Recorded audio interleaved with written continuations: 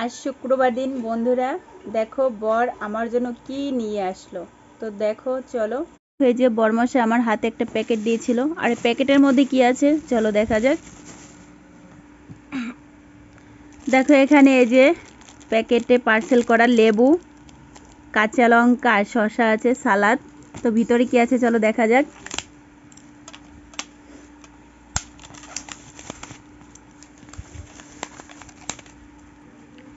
Wow, এ দেখি মোরগ পোলাও। এটা হচ্ছে হাজির মোরগ পোলাও। তো চলো দেখা যাক লেগ পিসটা কেমন হয়।